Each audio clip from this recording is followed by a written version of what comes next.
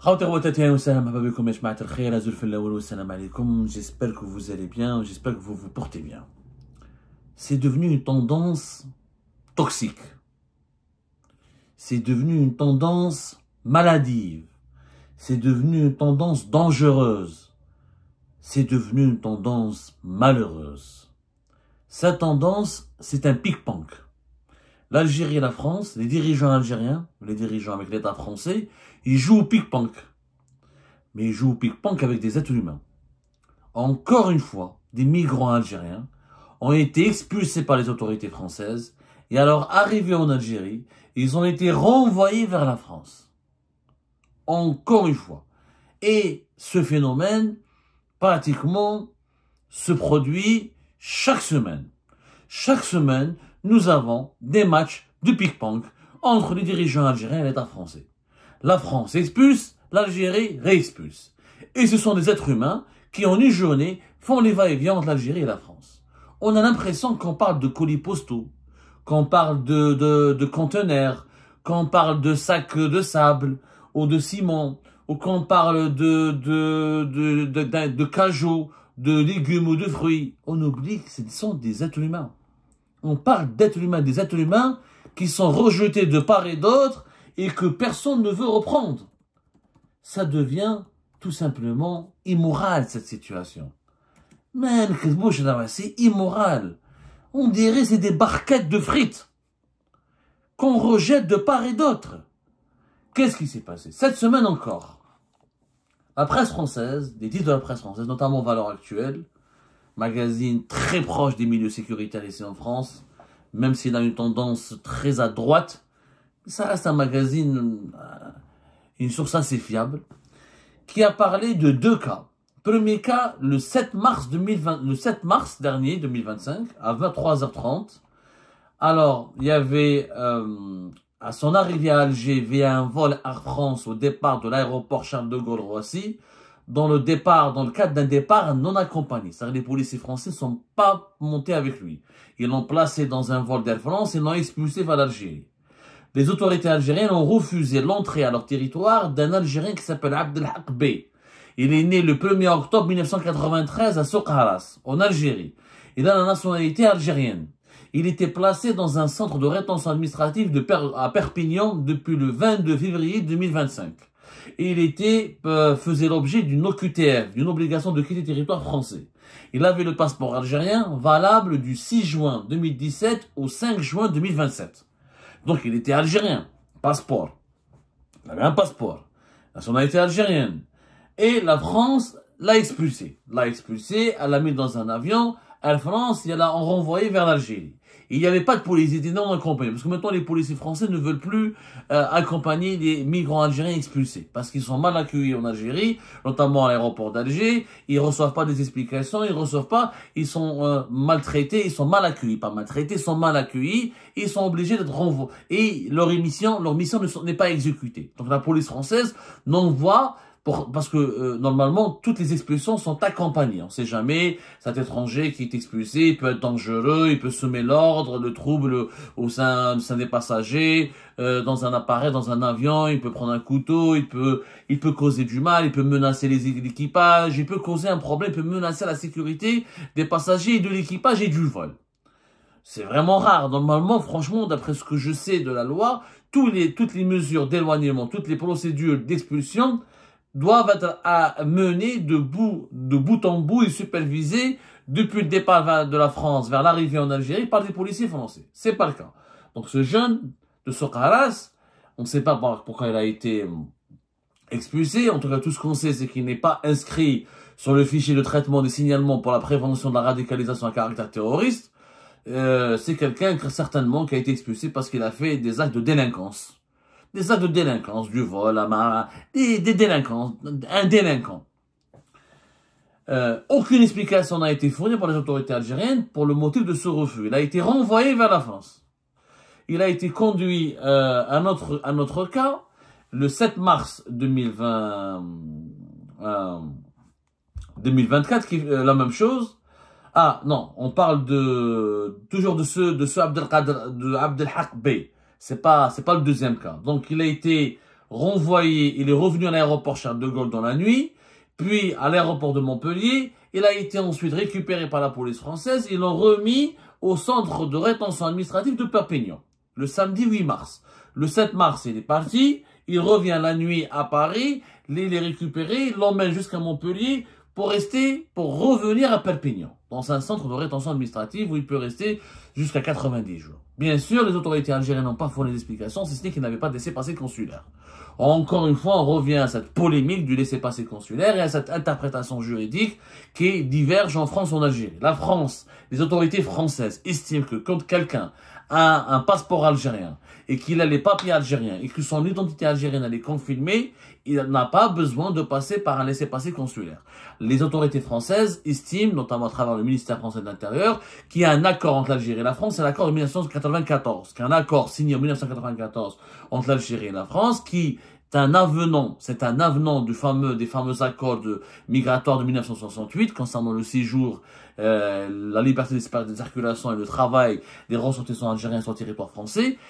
En 1994, il y avait une négociation, il y avait un avenant qui stipulait, il y a une disposition selon les autorités françaises, il y a une disposition qui permet aux autorités françaises d'expulser, sans passer par sans passer par l'obligation de demander un laissez-passer consulaire, les ressortissants algériens dont l'identité, la nationalité algérienne a été démontrée et, comment dirais-je, validée par la détention d'un passeport, d'un document administratif. Ça, c'est l'interprétation française. L'interprétation algérienne, elle est totalement divergente. Du côté algérien, les autorités algériennes, les sources les plus proches des autorités algériennes affirment que non, c'est pas vrai, que les accords, les conventions consulaires qui lient les autorités algériennes aux autorités françaises imposent une authentification consulaire. Quand même en Algérie, quand il est arrêté, même s'il a le passeport algérien, il faut qu'il soit authentifié au niveau du consulat et qu'il soit autorisé à revenir en Algérie, parce que n'importe qui peut trafiquer le passeport algérien, on peut trafiquer les papiers algériens, on ne sait jamais à qui on a affaire. C'est pour ça qu'il faut toujours demander un laissez-passer consulaire pour tous les Algériens qui ont été arrêtés, interpellés par les autorités françaises, et que les autorités françaises veulent expulser vers la France, ou l'éloigner du territoire français pour les renvoyer vers l'Algérie. Que les autorités françaises veulent l'expulser de France pour les expulser vers l'Algérie. Pardonnez-moi, les renvoyer vers l'Algérie en les éloignant du territoire français. Donc il y a une divergence. Auparavant, il n'y avait pas cette divergence. Avant la crise politique et diplomatique de 2024, qui a commencé à fin juillet 2024, il n'y avait pas cette divergence. À l'époque du régime de Bouteflika, on n'a jamais entendu parler de ce type de refus. C'est-à-dire que l'Algérie refuse des ressortissants. Et ça s'est passé à 15 reprises. Depuis le début de l'année 2025, il y a eu 15 refus d'expulsion. Avec les deux cas qui ont été recensés, qui ont été identifiés le 7 et 8 mars dernier, ça fait 17 cas. Ça veut dire 17 ressortissants algériens qui ont été expulsés par les autorités françaises, et à leur arrivée en Algérie, ils ont été renvoyés par les autorités algériennes qui sont les autorités de leur pays natal vers leur pays vers le pays d'accueil qui était la France. C'est nouveau, hein, c'est inédit dans l'histoire des deux pays. Le lundi 10 mars, selon toujours les informations de valeur actuelle, un autre cas.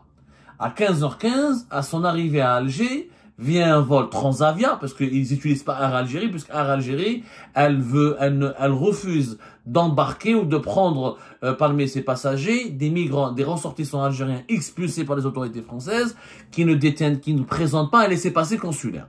Et Bruno Retailleau, on a parlé au début du mois de mars, il a même menacé d'Air Algérie, il a demandé à la police française de prendre les renseignements du chef d'escale, et de faire pression sur le chef d'escale, il a promis de sanctionner Air Algérie. Air Algérie refuse maintenant, catégoriquement depuis le début de ce mois de mars, de prendre des passagers parce que elle a reçu des instructions de la part des autorités algériennes qu'il faut arrêter de le faire parce qu'ils seront renvoyés, expulsés. Sans laissez-passer consulaire, l'Algérie ne prend personne. Donc Air Algérie, comme une compagnie étatique, elle refuse de se retrouver, elle a été pressée certainement, elle a été instruite par les autorités algériennes de ne pas accepter, parce que les compagnies aériennes peuvent refuser. Les compagnies aériennes peuvent refuser. Surtout les compagnies étrangères. Air Algérie, elle a le droit de dire, moi je veux pas de ce passager, il est dangereux, même s'il est accompagné, moi je veux pas le prendre en charge, trouver une autre compagnie.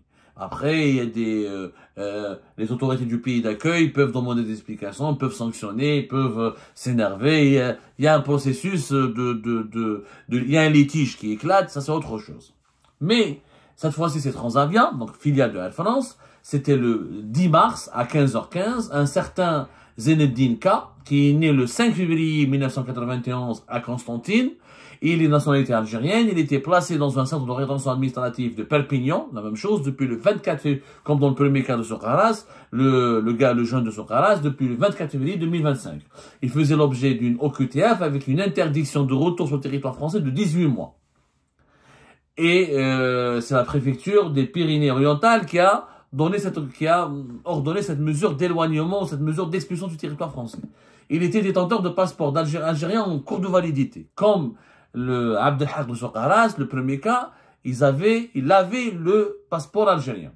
La même chose, les autorités algériennes ont motivé le refus par des documents manquants. Quand il est arrivé en Algérie, ils ont dit qu'il y avait des documents manquants.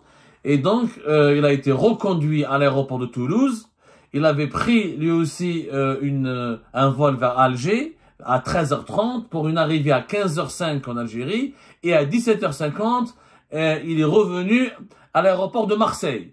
Il est parti vers Alger depuis Toulouse avec Transavia. Et il est revenu en France depuis Alger. Il est arrivé à Marseille, l'aéroport de Marignane. Il a été la même chose, pris en charge par les policiers français qui l'ont replacé ou là qui l'ont conduit dans un autre centre de rétention administrative, celui de Marseille. C'est un pick-pong, c'est un jeu de pick-pong, sincèrement. Après, ce jeu, il est malsain. D'abord, pourquoi? Il s'agit d'êtres humains. Il faut imaginer, ces êtres humains ont été humiliés, rabaissés. La France les expulse, l'Algérie les réexpulse, ils sont chassés de la France, mais l'Algérie, leur pays natal, ne veut pas d'eux. Vous imaginez l'impact psychologique? Déjà, ils sont délinquants, déjà, ils ont des problèmes d'insertion sociale, ils vont encore se radicaliser, ils vont encore, cette haine de soi, ils vont cultiver une certaine haine de soi, ils vont sortir avec un traumatisme qui va aggraver leur déviance, leur comportement de déviance au sein de la société. Et puis, franchement, il faut se poser la question. Est-ce que c'est normal que l'Algérie refuse ses enfants? Même s'il n'a pas de laissez-passer consulaire. Il a un passeport en cours de validité.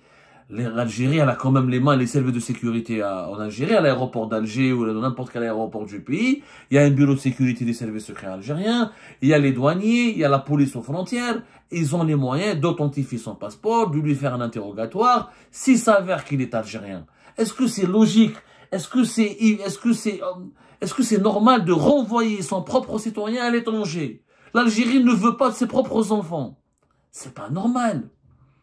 Je suis désolé. Même s'il n'a pas de laissez-passer consulaire. Moi, j'aimerais bien que une autorité algérienne s'exprime officiellement pour nous exposer les arguments juridiques. Est-ce que les autorités françaises ont raison, oui ou non, de dire qu'il y a un accord qui a été fait en 1994 et qui permet, le protocole de 1994 permet aux autorités françaises d'expulser des ressortissants algériens dont la nationalité elle a été identifiée comme vraiment, c'est-à-dire sa nationalité algérienne a été confirmée par des pièces administratives.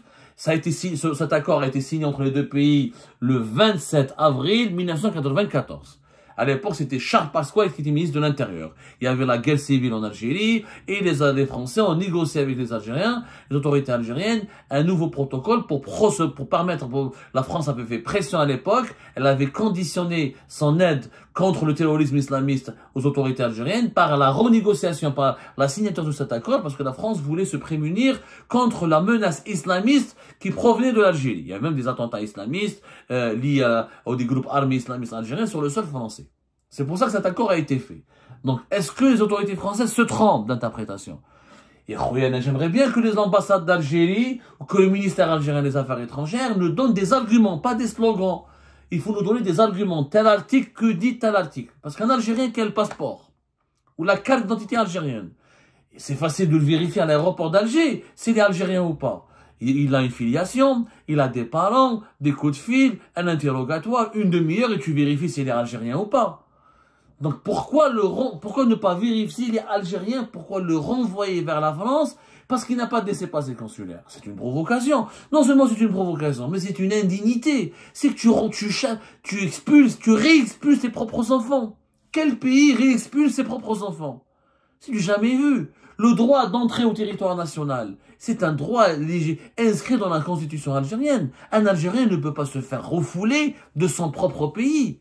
Se faire refouler de son propre pays, c'est quand même fou. C'est une situation irrationnelle, vous imaginez? Les Algériens qui se font refouler de leur propre pays. 15 refus. 17 maintenant, depuis l'affaire du 7 et 8 mars. Les deux, un gars de Constantine, originaire de Constantine, et un gars originaire de Sokras, et les deux étaient dans un centre de rétention administrative à Perpignan, dans le sud de la France. 17. Et les cas sont nombreux. Selon des sources françaises, les autorités françaises ont une trentaine de cas urgents, notamment de personnes qui sont soupçonnées d'être potentiellement des terroristes et de pouvoir faire des actes, de perpétrer des actes terroristes. Et que la France veut expulser, mais l'Algérie ne réagit pas. Ou là, elle réagit avec beaucoup de retard, elle prend son temps à étudier, ou là, il y a des refus. Il y a des refus où il y a tellement de lenteur, il n'y a pas de réponse claire et précise, et on laisse les Français en suspens. Clairement, on utilise les laissez-passer consulaires et la question des expulsions des migrants algériens comme une arme. Comme un outil de pression sur la France. Parce qu'il y a une crise diplomatique et politique, on refuse de reprendre des migrants algériens.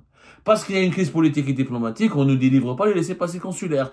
Parce qu'il y a une crise politique et diplomatique, on fait du chantage à la France, on la déstabilise à travers cette question qui est devenue, et les Français ont montré que c'était un point faible, que c'était leur talon d'Achille, qu'ils ont des exigences de la part de leur opinion publique, que la classe politique française, elle veut absolument rendre des comptes positifs et lutter plus efficacement contre l'immigration clandestine et l'immigration dangereuse, c'est-à-dire les migrants qui commettent des actes qui menacent l'ordre public et la sécurité nationale de la France.